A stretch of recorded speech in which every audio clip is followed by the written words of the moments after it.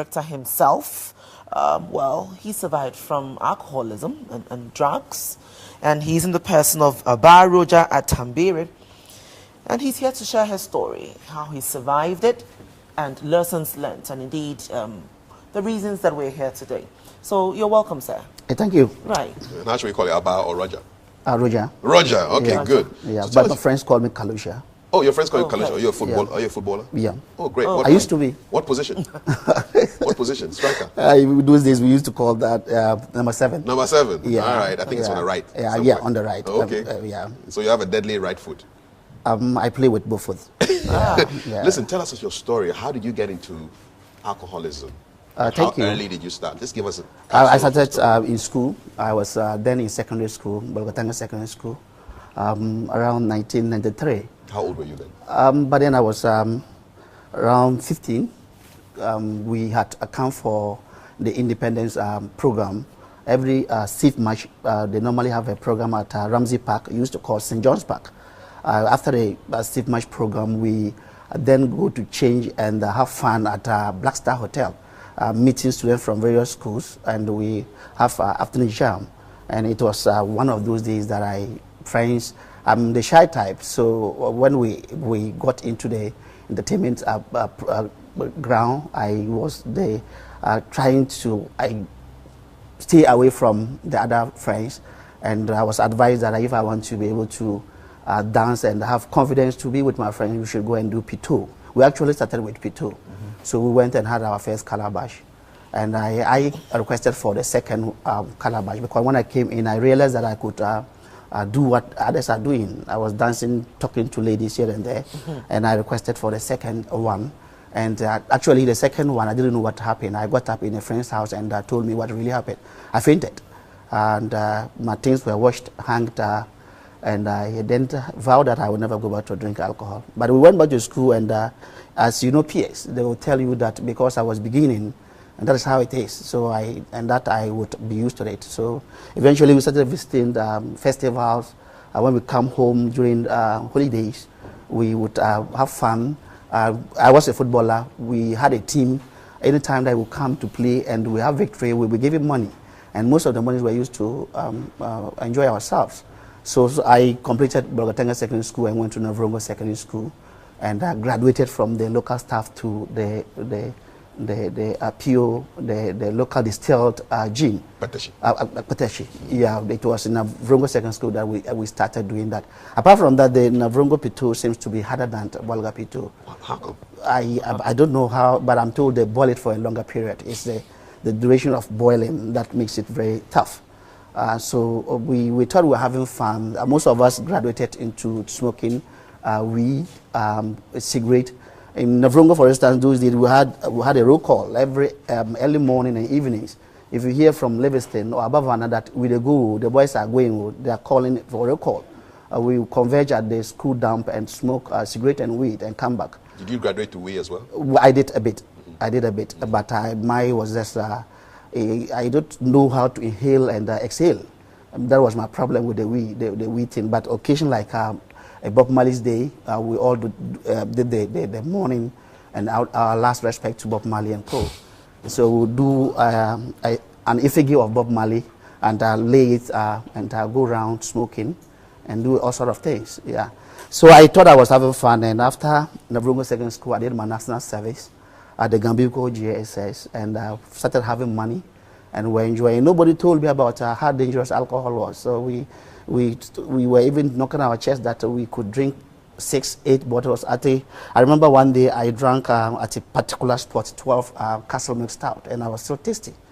That's how bad it was. But we didn't know. We didn't have enough information concerning alcohol. Now that I know, that is a sign of addiction. When you start taking bit or 2 bottles and you graduate to 5 that you want to use to get the effect, we call it tolerance in alcoholism. So your body is tolerating the substance rather than to rejecting. Now I know so much about alcohol because I've gone to the University of Psychiatry, Ankara Psychiatric Hospital. You were admitted in Yeah, I was there for 6 months. I have some documents here. This is my receipts for Ankara Psychiatric. Who sent you there?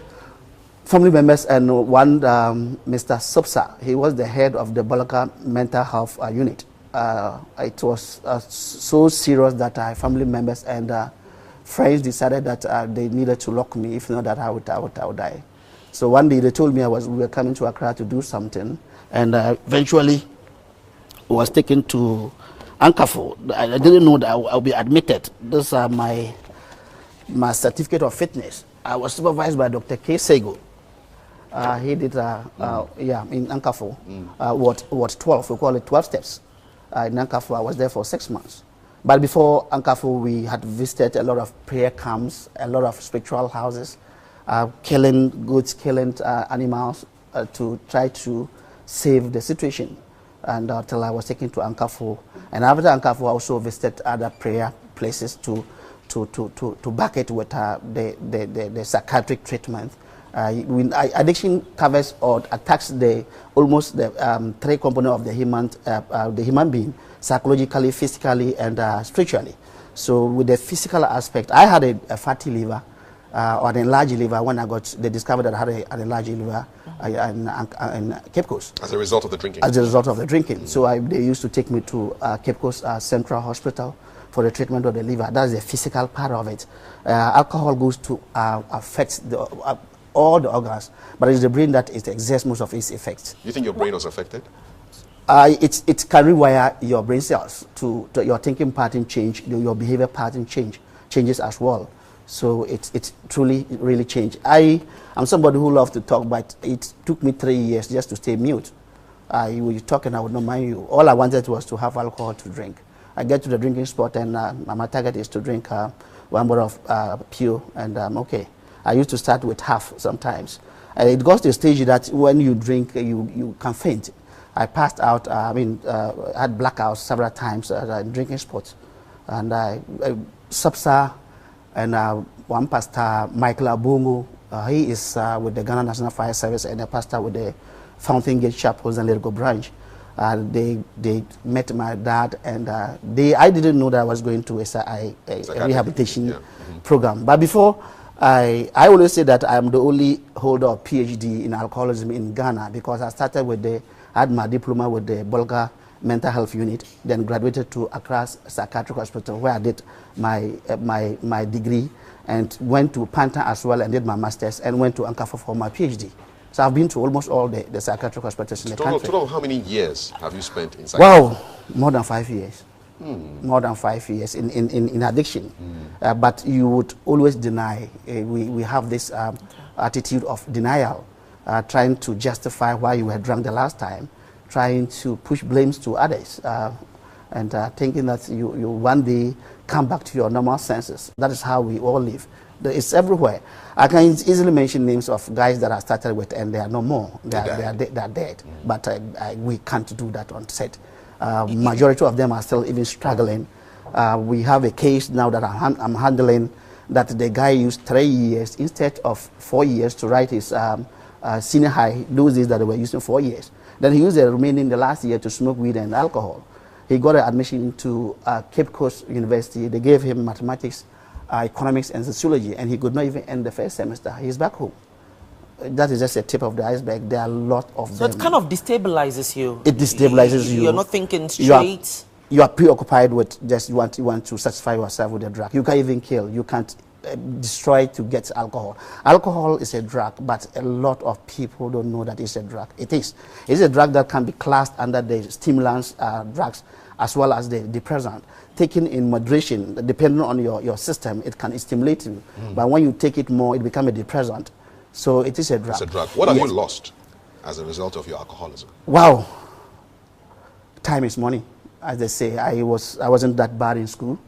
I had Division 1, O level, and if I had concentrated, not way into alcohol, went to sixth form, and I just made a fool out of myself, and we've lost a lot. I am alive, but I sometimes also say that I see this as a calling because of what I do now, but a lot of them are no more. A lot of them are no more. I have a family. These days that I'm even working with alcoholics and addicts, I get to understand that it affects every household, where I'm coming from. It's no respecter of your profession, your status in society. We'll have teachers, we'll have nurses, we'll have fire officers, we'll have police. No respect of your profession. A lot of people are struggling. There are times that they don't come out openly to talk about it, but they call you. In most of our school programs, we do our presentation, and we have a questionnaire that we take data. Then most of the students call us and come visit me at my office. I have my office at the Municipal Assembly Building, Bolgatanga, room 214. And we've been receiving a lot of visitors from students and teachers, nurses, all sort of profession. It's no respect of your profession. As soon as you start, experimentation open the gate or the way to addiction. You talk about living in denial. Yeah. At what point will an alcoholic, and let me use you for example, at what point did you realize that, listen, I need help? It's difficult. Sometimes you still want to cover up. It's difficult. Myself was more or less not talking about it. I thought I was enjoying myself, but people around you will get to know that you have changed. You are not more the Roger we used to know. Especially my wife, for instance, was bold to report me to my late auntie, Ritaba. She was bold to also tell me that, look, Roger, we have to go for help. And she took me to Accra Psychiatric Hospital for the first time. I was seen by one Dr. Tio, and I was diagnosed with insomnia, sleepless night. You couldn't sleep? Yeah, I could roam the whole Accra looking for alcohol. I walked from Circle to Medina one day, drinking. I would prefer to keep my money and use it for alcohol. Instead of jumping on a trotro? Trotro, no. I wanted to drink. I walked from Accra to Medina. I got to Medina the next morning. Yeah. At least you survived at Ankafo.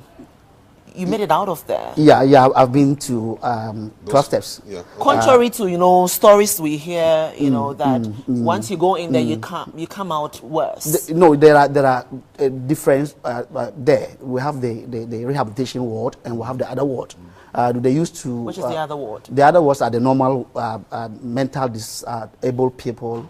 Or disorder people, but we had 12 steps just mainly for rehabilitation. Tell us about those 12 steps. What are the 12 steps? 12 steps, they use the principle of AA, that's why they call it 12 steps. Alcoholic Anonymous. Okay. So acceptance, admitting and giving your life to a higher power, and coming to confess your bad doings and things you have done against people, and they also talking. Those are the 12 steps in Ankafo. Apart from that, they also look at you physically as well, and they introduce you to God. For me, I always say it's the grace of God, because I got to know God in Ankafo. I've never read the Bible, and until Ankafo, it's a requirement going into 12 steps. You need to have your Bible. If you're a Muslim, you are allowed to bring your Quran, and you need to pray. Because it's beyond you. You need to seek the powers, the help of our Creator. Supreme, yeah. Yes. So it was in Ankafo that I started going for morning devotion. I always say that rehabilitation or Ankafo is 3 in 1 place. It's a university, it's a hospital, and a prison. A university because you get to learn a lot about life and drugs. What I've learned in Ankafo for 6 months, you can compare it with my 20 years schooling. I've really learned about life. I've really learned about myself. I've really learned about the world. I've learned about drugs. What keeps us doing drugs is ignorance. If you get to know about what is wrong with you, what is keeping you there, one day we say, wow. I was having an argument with one educated person, and he didn't even know alcohol was a drug. So we argued, and he just used his iPad and Googled, and he said, wow. And the ingredient there is ethanol, and most of them even use methanol. Methanol is a light, volatile, flammable, poisonous liquid gas. Look at the adjectives. And we're putting it in our bodies. Yes. For you, was it because you said you learned a lot about yourself, or it was more of a university for you? Yeah. Was it because you realized the damage you had caused yourself? When I got to Ankafo, I was still in denial until something happened. I don't know, and I'm still asking doctor whether it was a ploy. They organized my birthday in rehab. I'm a 25th born, and I got to Ankafo on the 22nd of November 2011. So 25th December, my wife and family and other people came to support me, mark my birthday. And they brought my children. The last one didn't even know me. When I wanted to pick him, and he ran away. And until they started singing the happy birthday. And this thought started coming. How did it all happen? How did I get here? I used to celebrate my birthday with my friends. Today, I'm celebrating my birthday in a rehabilitation center, and tears came down uncontrollably. It was then that I said I needed help. And that could have been like that was like the turning point. I then attended lectures early in the morning, did my bathing. I say it's a prison because you will lose your privileges. They would wake you up as early as 5 or 4 a.m. to take your bath, brush your teeth, dress your bed, come for morning devotion, and after morning devotion, take your breakfast, and you go to lectures. We do 9 credit hours. Oh, really? In Ankafo. So you've learned a lot. We learned a lot. Listen. I went to a place to buy books, and the guy encouraged me, used you that you also buy books here. I'm a reader. Okay. Reading is addictive anyway, but it's a milder one. We like that kind of addiction. Yeah, you can substitute your addiction to a milder one. So now you're a big reader. Yeah, I read a lot. But you describe yourself as a recovering alcoholic. A recovering alcoholic. What does that mean? We don't have a recovered alcoholic. I'm a recovering alcoholic for life. If I take a sip or a bit of alcohol today, I relapse and get back to my normal state. When was your last drink of alcohol? It should be 2011 thereabout. You've not had a drop of alcohol since 2011? You can't do that. You can't do that yourself. People sometimes ask me, don't you hide to drink? It's like pregnancy. How are you going to hide your pregnancy? So for 5 years now, you haven't drank a drop of alcohol. You can't do that yourself. How do you resist? Don't you have the urge? No, the craving is gone. When you are saved, when you understand the issue, the psychological craving goes, and the physical craving goes as well. The physical craving have to do with the body itself. Alcohol goes to distract the body system and have a way or a role in there. If you are given detoxifiers, you would be able to handle the physical craving. Your body, your system will be restored, and you don't crave physically for it. You drink alcohol to a stage that it doesn't become a psychological need, but a physiological need. You need it to function effectively. That's why they drink as early as 4 a.m., 3 a.m. Because for them, without alcohol, they can't be normal human beings. Wow. Yeah. And for you seem to have kind of been integrated very well into society. Yeah. Were you, or let me say, did you have to deal with stigma at a point? Yes, you definitely have to deal with stigma, but I came out well prepared. That these are some of the things that I should expect. Especially when I started Load Ghana, friends made fun of me that alcohol injure man. They want to poo-poo your ideas, your achievements, but you need to believe in yourself, what you are doing. If you begin to have self-belief and alter the way you think, nobody can probably distract you, whatever you want to do. And what does Load Ghana do?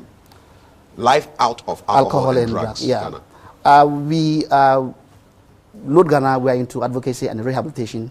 That's our main thematic area, youth empowerment and a lot of things. But mainly into advocacy currently, and we've done about 25 senior high schools with the support of Basic Needs Ghana and other few individuals as well. The Regional Health Directorate also help us as well to do most of our program, Bolga Regional Health Directorate. Currently, we have a permission to organize programs in all the senior high schools or in the schools in the Upper East region, just that we don't have the resources to cover all. We've done Bolega, we've done Navrongo. Yeah, so we are basically trying to create a drug-free society, as Besua mentioned earlier, to become a major champion of a drug-free society through community advocacy, scientific evidence, and best rehabilitation practice. That is our vision. And we've been doing that with the support of a lot of people, with the support of a lot of institutions. And people also come to our office. We have a management center located at Zwarongo. We want to use that for counseling. We want to use that to help people come out with their addiction. It's not only alcoholism, but all the drug and whatever habit that you think that you want to change. We can partner or work with the mental health unit of the Regional Health Directorate to get you out. Okay, there's an event coming up in the near future which deals with the issues that you deal with. Yes, sir. In about a minute or two, because we're out of time. Tell us what that event is. We commemorated the International Day Against Drug Abuse last year and attracted people like the Honorable Deputy Regional Minister, then Honorable Daniel Sai, the regional director of health, then Dr. Koku Awono, and the regional director of education, Mr. Emmanuel Jumakwe, Honorable Jumakwe. We are doing it this year. It's on the 26th of June, but 26th of June is coming on a Sunday. So we're bringing back to 25th of June at the Jubilee Park. And Which Jubilee Park? Where? Balgatanga Jubilee Park. Okay, right. We bring in together, bringing students, about 3,000 students from various schools. The Honorable David Adezi Kanga, the former Deputy Electoral Commissioner, would be the guest speaker because we've chose a team, alcohol and drugs, a recipe to election violence, and he'll be one of the speakers. We have sent a letter to our mother, the First Lady, to come be part of us as the special guest of honor. We haven't received any confirmation yet, but I'm using this medium to appeal to her. If they are listening. We need her in Bolga to talk to this youthful, our youth, our future leaders, and with her words, they will take her very serious. And we also want to put our numbers out there for people who want to support Lord Ghana. Go ahead. They can get us through. Put the camera and do it. Yeah. This camera. 050-9125-386. 050-9125-386. They can also get to check what we do on our temporary website, www.loadghana.wordpress.com. Yes, indeed. www.loadghana.wordpress.com. Anytime they need our support, we are calling on the corporate bodies, we are calling on community-minded people like you to support us. That we don't have a lot of resources to run Load Ghana, but our people are suffering. You see, Yeah. so they are, you see the power of TV. They've started calling you. Yes. So, well, thank you very much, Roger Yeah. Aba Atambere, giving Yeah. us a story Yeah. about being saved from alcoholism. Look, we wish you the very best, and we will support this crusade with as many resources as we can as possible. And we'll make that appeal to the First Lady to get in touch with you. Don't call Roger right now. He's on the set. I would also want to thank Eddie, your reporter, for making this happen. Okay. He was Adeti. calling you. Adeti. Yeah, Eddie was calling you. Okay. And I can't live here without thanking my wife for being around me all the time. She stood by you all the time. Yes. Hannah, she used to visit me at Anchor for every weekend until doctor stopped her from coming. A powerful Hannah woman. Asonga, but now she's watching. Hannah. I love her. Hannah, yeah, with the children. And the kids. Yeah, Wow. I love them, love my people at Ghana National Fire Service, my big men, my friends, Tari and Co. That I love them for the support that they gave me when I was struggling. Pastor Bongo, I love them all. I love the way you're giving out the the list is so shout tall. out. Yeah, we love you too. Yeah. Roger, thank you very much. I've enjoyed this. And Thank you. hopefully, Thank you. hopefully Thank the you. load projects will be replicated across the country. Yeah, that's what we want to do. Yes, That's what we want to all do. right. Okay.